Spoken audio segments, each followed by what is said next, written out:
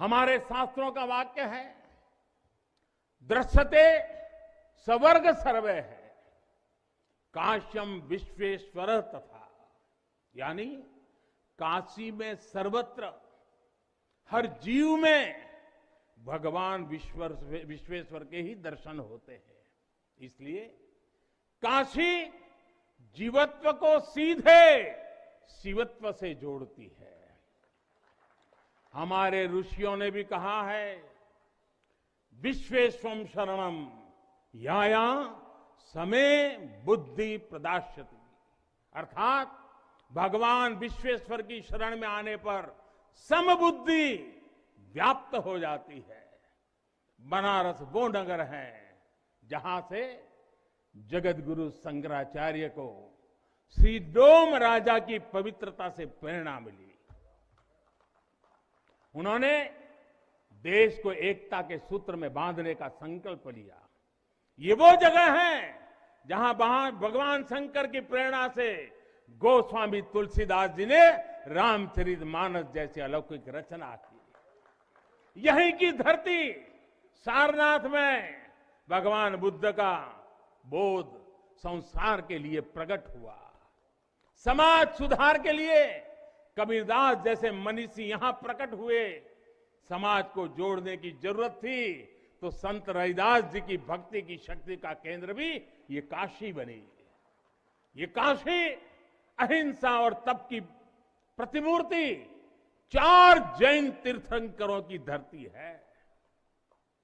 राजा हरिश्चंद्र की सत्यनिष्ठा से लेकर वल्लभाचार्य और रामानंद जी के ज्ञान तक, चैतन्य महाप्रभु और समर्थ गुरु रामदास के से लेकर स्वामी विवेकानंद और मदन मोहन मालवीय तक कितने ही ऋषियों और आचार्यों का संबंध काशी की पवित्र धरती से रहा है। छत्रपति शिवाजी महाराज ने यहां प्रेरणा पाई। रानी लक्ष्मीबाई से लेकर चंद्रशेखर आजाद तक कितने ही सेनानियों की कर्मभूमि जन्मभूमि काशी रही है। भारतेंदु हरिश्चंद्र, जयशंकर प्रसाद, मुंशी प्रेमचंद, पंडित रविशंकर और बिस्मिल्लाह खान जैसी प्रतिभाएं इस स्मरण को कहां तक लेते जाए, कितना कहते जाए, भंडार भरा पड़ा है। जिस तरह काशी अनंत है, वैसे ही काशी का योगदान भी अनंत है। काशी के विकास में इन अनंत पुण्य आत्माओं की ऊर्जा शामिल है। इस विकास में भारत की अनंत परंपराओं की विरासत शामिल है। इसलिए हर मत मतांतर के लोग, हर भाषा वर्ग के लोग यहां आते हैं तो यहां से अपना जुड़ाव महसूस करते हैं। साथियों, काशी के बारे में मैं जितना बोलता हूं उतना डूबता जाता हूं, उतना ही भावुक हो जाता हूं। काशी शब्दों का विषय नहीं है, काशी संवेदनाओं की सृष्टि है। काशी वो है जहां जागृति ही जीवन है। काशी वो है जहां मृत्यु भी मंगल है। काशी वो है जहां सत्य ही संस्कार है, काशी वो है जहां प्रेम ही परंपरा है।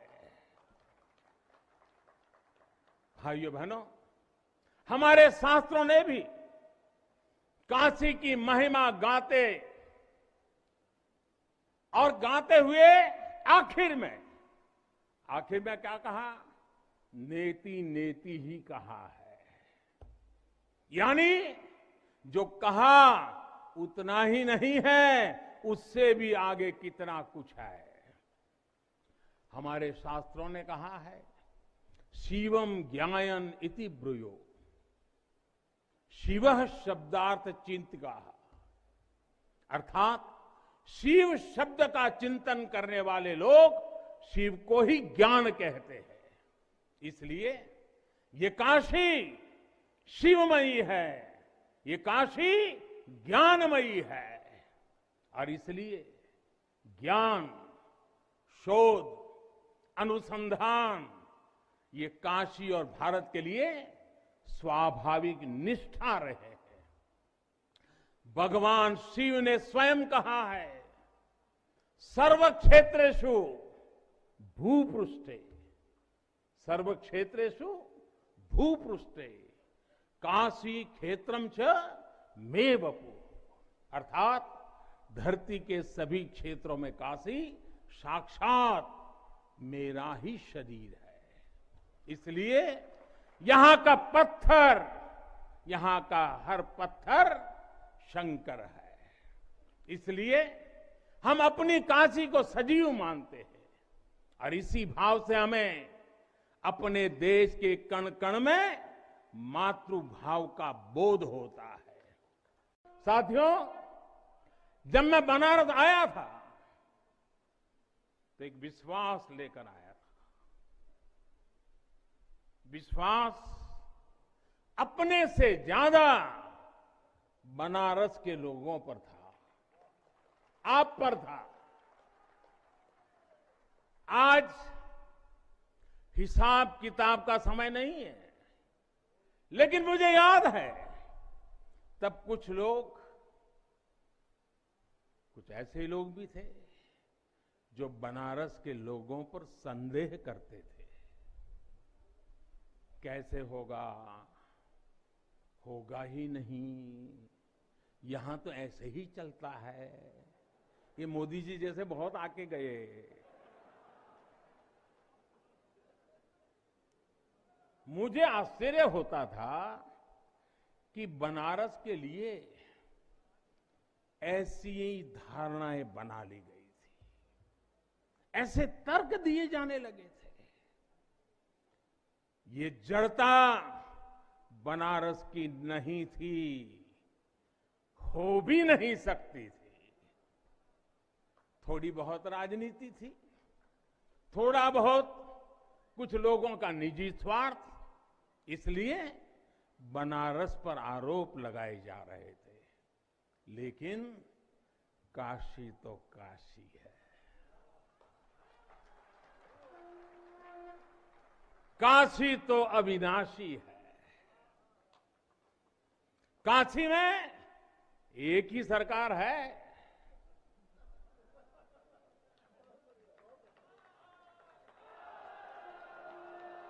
जिनके हाथों में डमरू है, उनकी सरकार है।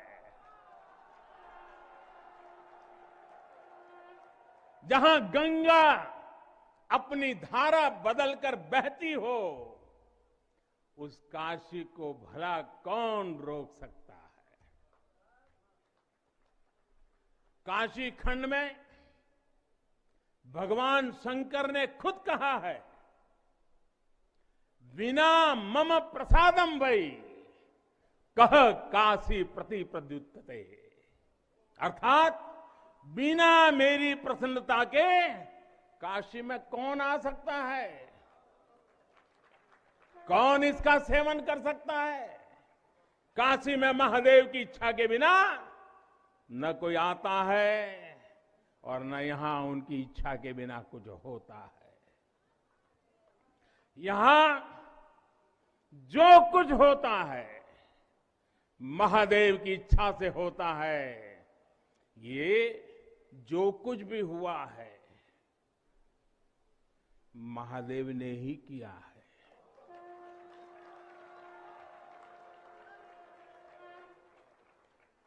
ई विश्वनाथ धाम तो बाबा आपन आशीर्वाद से बनेले हुन।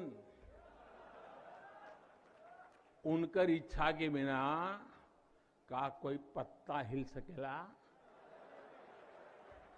कोई कितना बड़ा हवे तो अपने घरे का होइए, ऊ बोलिए तबे कोई आ सकेला, कुछ कर सकेला। साथियों, आज भगवान शिव का प्रिय दिन सोमवार है। आज विक्रम संवत 2078 मार्गशीर्ष शुक्ल पक्ष दशमी तिथि एक नया इतिहास रच रही है।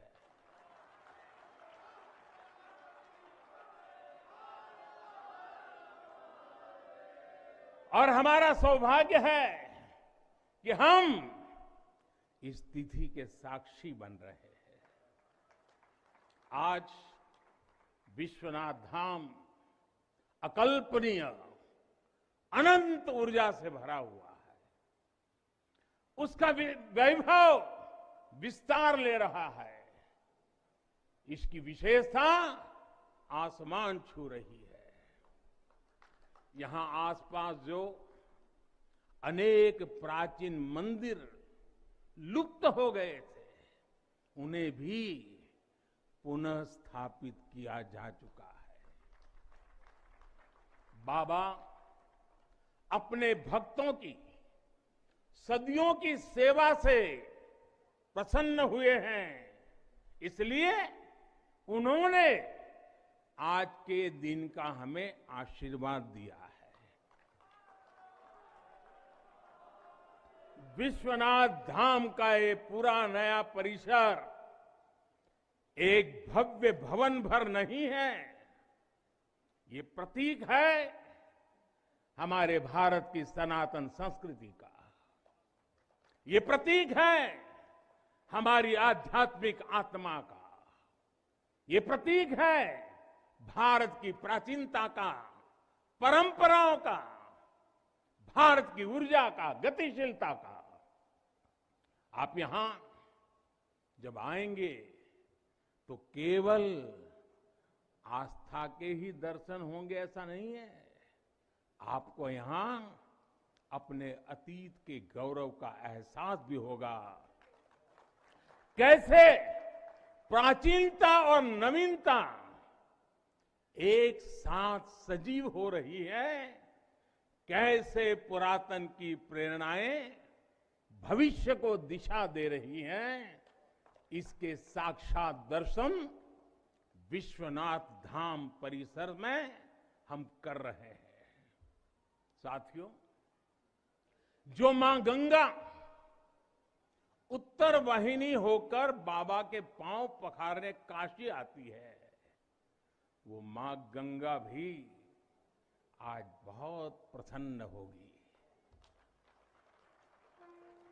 अब जब हम भगवान विश्वनाथ के चरणों में प्रणाम करेंगे, ध्यान लगाएंगे, तो मां गंगा को स्पर्श करती हुई हवा हमें स्नेह देगी, हमें आशीर्वाद देगी। और जब मां गंगा उन्मुक्त होगी, प्रसन्न होगी, तो बाबा के ध्यान में हम गंग तरंगों की कलकल, गंग तरंगों की कलकल का दैवीय अनुभव भी कर सकेंगे।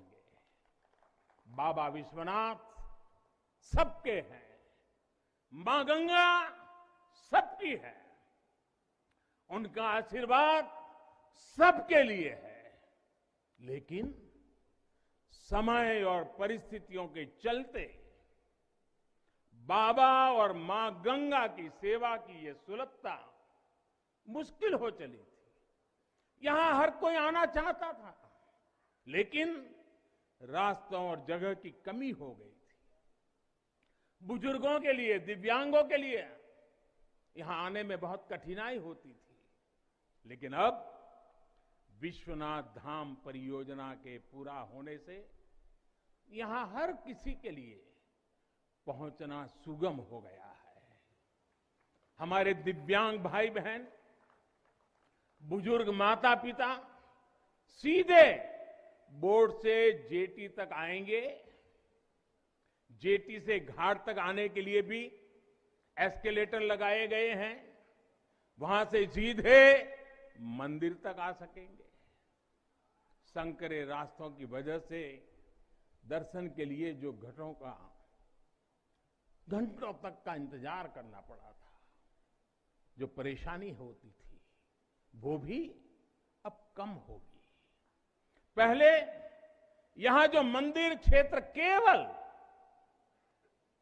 3000 वर्ग फीट में था, वो अब करीब करीब 5 लाख वर्ग फीट का हो गया।